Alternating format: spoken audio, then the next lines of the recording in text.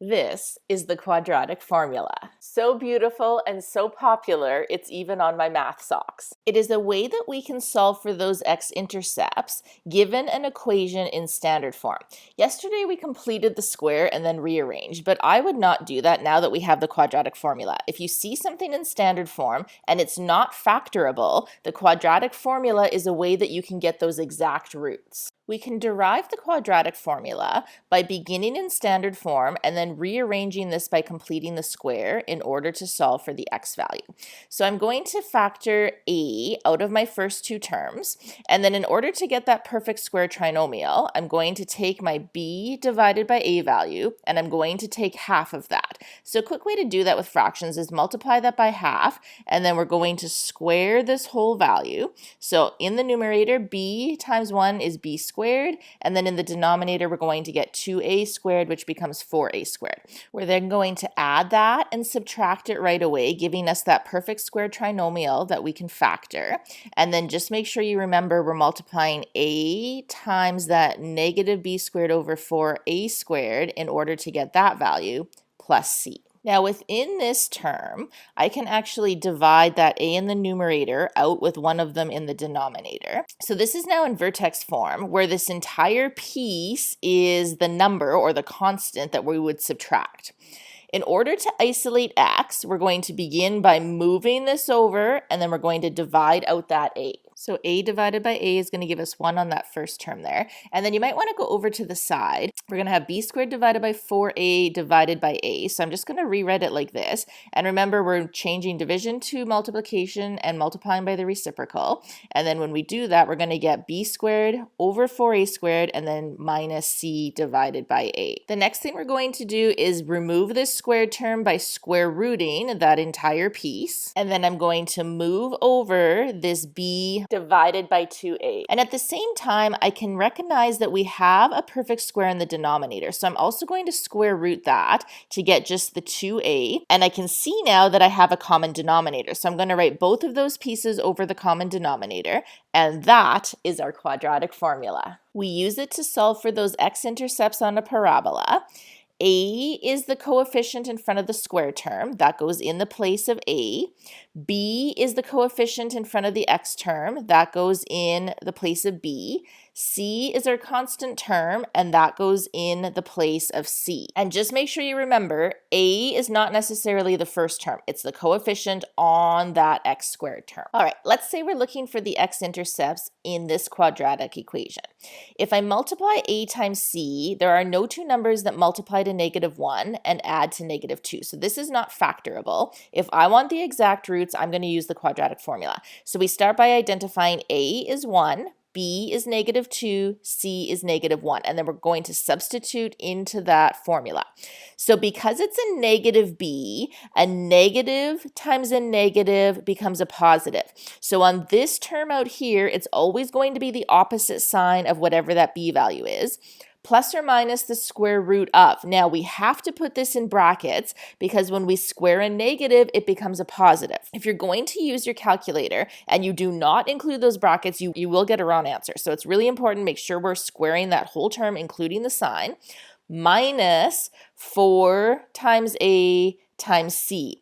Now you could substitute this whole thing into your calculator and get the value, but we're going to have 4 and then minus 4 times 1 times -1 is -4. So 4 minus -4 is going to become positive 8. Now if we were to enter this radicand into the calculator to get the value of it, we would go bracket and then -2, close the bracket, squared, minus 4 and then times the a value and then times the c value. Now that is a -1, and that will give us the value of the radicand. And then we're going to multiply that denominator. 2 times 1 is going to give us 2. Now, we're going to take a look at the radicand, and we're going to see, is there a perfect square in there that we can pull out? And we see that we can divide that by 4. So we have the square root of 4 times the square root of 2. The square root of 4, put it on top, is 2, and that's going to leave us with the 2 in the radicand. So we're going to simplify that. And then the last thing we're going to do is we're going to take a look at every whole number that we have here. So we have a 2, and a 2. 2, and we're going to say, are those all divisible by a certain value? So in this case, we're going to divide them all by 2, and when we do that, we're going to get our simplified solution. One of those x-intercepts is at 1 plus the square root of 2. The second one is at 1 minus the square root of 2. All right, let's try a second example. So the first thing we want to do is rearrange this so that it's equal to 0. I'm going to move all terms to the side where the squared term is positive. So I'm going to bring over this 6x and I'm going to line them up. I'm going to identify a, b, and c and then substitute in. So b is negative 6. Negative times a negative makes that a positive 6 value. And then we're going to go ahead and substitute this in. Now, if we want to put the radicand into the calculator, we need to go bracket, negative 6, close the bracket, squared, minus 4, and then times a, and then times that c value, equals, and there's the radicand. So we have positive 36 minus negative 4. Positive 36 plus 4, 40. Multiply the denominator together. 2 times 1 is 2. And then we're going to say, is there a perfect square that we can remove from the radicand? Well, we can pull out a 4. The square root of 4 is 2. And that's going to leave us with a 10 inside the radicand. And then the last thing, we're going to take a look at the 3 whole numbers. Are they divisible by a certain number? In this case, divide them all by 2. And those are the 2 x-intercepts. We previously established that a quadratic can have either 2 solutions, 1 solution, or no solutions.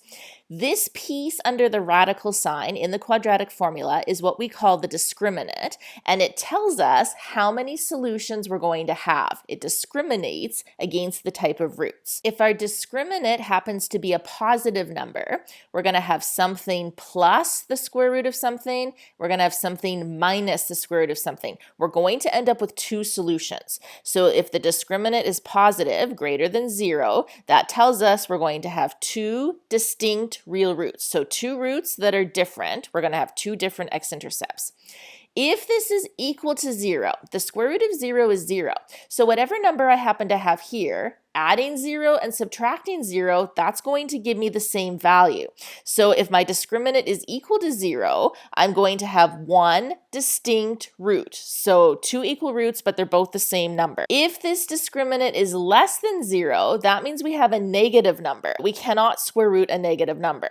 So if we end up with a negative radicand, it tells us we have no real roots. We're never going to cross that x-axis. We have an imaginary root. So anytime we're asked to determine the number or the nature of the roots, it's that value of the discriminant that we're looking for. So we're going to take that b squared minus 4ac and we're going to substitute our values in. So b squared minus 4 times a times c. We're going to have 25 minus 8. 25 minus 8 is going to give us a value of 17.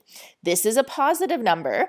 A positive value for the discriminant tells us that we have 2 distinct real roots. So we're going to cross the x-axis 2 times, and we're going to have different numbers for those values. Substitute in 16 minus 16, that's going to give us a discriminant of 0. 0 means that we have 1 distinct real root or 2 equal roots. So the vertex is going to be right on the x-axis. So we're going to use that discriminant to determine the nature of the roots. So we're going to substitute in negative b squared minus 4ac. We're going to have 4 minus 12, that's going to give us negative 8. If I have a negative discriminant, I can't square root a negative number, so that means I have no real roots. I'm going to have imaginary roots, so they don't really exist, unlike the real ones up here that do exist, and that means I'm going to have no x-intercepts on my graph. We're going to conclude with a word problem, and our goal is to determine 2 numbers that add to 14, multiply to 37, and we need to give those numbers in simplest radical form. So I'm going to begin by setting up the 2 statements. So 2 numbers add to get 14, multiply to get 37. I need an equation with 1 variable. So let's go ahead and isolate one of those variables. I'm just going to choose to isolate m. We're going to substitute what m is equal to into the place of m, and then that's going to give me, once I distribute my quadratic equation in standard form, once I move all terms over to the side where the squared term is positive. Now, the easiest way to solve for n would be to factor this, but if I multiply 1 times 37, I get 37, which is a prime number, so we're going to have to resort to the quadratic formula. So let's go ahead and substitute in. We're going to simplify that radicand down, and we're also going to multiply that denominator, and then I'm going to look for a perfect square that we can divide out of 48, and I know that the largest one is going to be 16, so 48 divided by 16 is 3, the square root of 16 is 4, and my 3 is going to remain in the radicand. So we can go ahead and simplify that. And then I'm also going to take a look at the whole numbers. So we have a 14, we have a 4, and we have a 2. They're all divisible by 2. So let's go ahead and do that. And we now have two values for n, which happens to be our first number. Let's take the first value of n. So we're going to go 7 plus 2 root 3. If n is equal to that value, let's now solve for m. So we're going to go 14 minus that n value. And when we do that, we're going to have 14 minus 7 is going to give us a 7. And then we're going to have a negative times a positive is negative 2 root 3. So if n is equal to 7 plus 2 root 3, m is 7 minus 2 root 3. Now I'm going to take the second solution for n. So 7 minus 2 root 3. If that's the value of n, we're going to again substitute that back in here in order to solve for m. So 14 minus n. Now when I go to do this, we're going to have 14 minus 7 is again going to give me 7, but a negative times a negative makes this a positive. So if n is equal to 7 minus 2 root 3, m is equal to 7 plus 2 root 3. Therefore, those are the values of our two numbers, and we've left them in simplest radical form as instructed.